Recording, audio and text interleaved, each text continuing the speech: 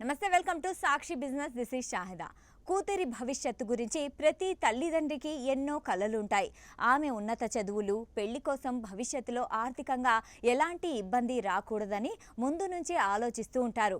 ఖర్చులు రోజు రోజుకి ఎలా పెరుగుతున్నాయో మనం చూస్తూనే ఉన్నాము.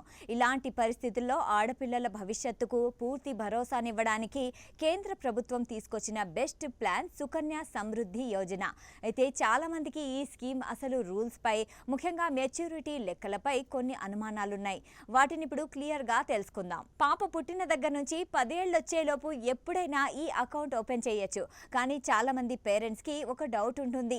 మా అమ్మాయికి ఇప్పటికే 10 ఏళ్ళు వచ్చేసాయి కదా, ఇప్పుడు అకౌంట్ ఓపెన్ చేస్తే లక్ష్యంగా పెట్టుకున్న ఆ 72 లక్షల భారీ కార్పస్ ఫండ్ వస్తుందా అని. ఖచ్చితంగా వస్తుంది.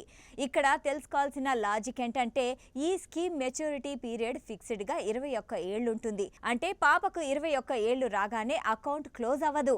మీరు ఏ వయసులో అకౌంట్ తెరిచినా ఖచ్చితంగా అక్కడి నుంచి 21 ఏళ్ల పాటు అది రన్ అవుతుంది.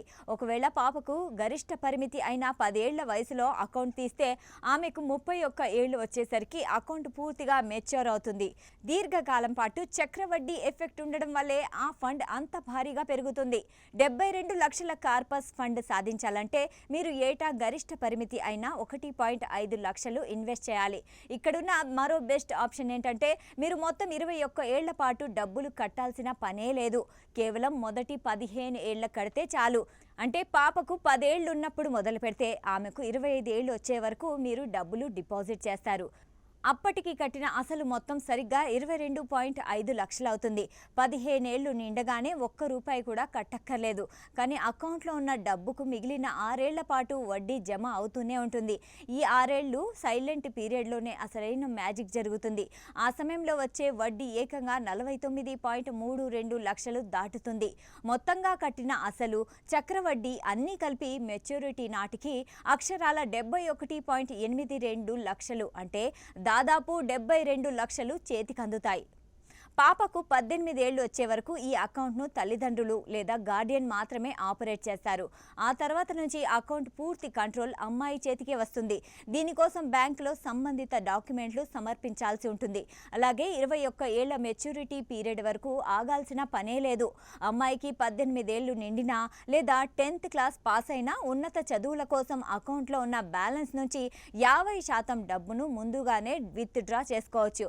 ఈ ఆప్షన్ వల్ల అమ్మాయి కాలేజ్ ఫీజులకు ఎలాంటి ఢోకా ఉండదు. ఫైనల్గా మిగిలిన అమౌంట్ అంతా పాపకు 31 ఏళ్ళు వచ్చేసరికి చేతికి అందుతుంది.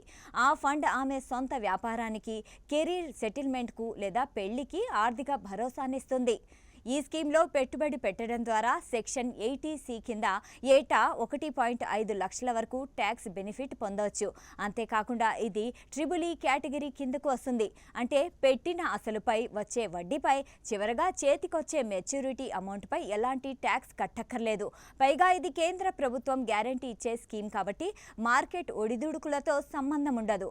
ఎలాంటి రిస్క్ లేకుండా ఆడపిల్లల పేరిట ఇంత పెద్ద మొత్తాన్ని నిర్మించుకోవడానికి ఇది మంచి మార్గం. సాక్షి టీవీ ప్రసారాలను నిలిపివేయడం చట్టరీత్యా నేరం. సాక్షి టీవీ ప్రసారాల కోసం మీ స్థానిక కేబుల్ ఆపరేటర్ని వెంటనే సంప్రదించండి.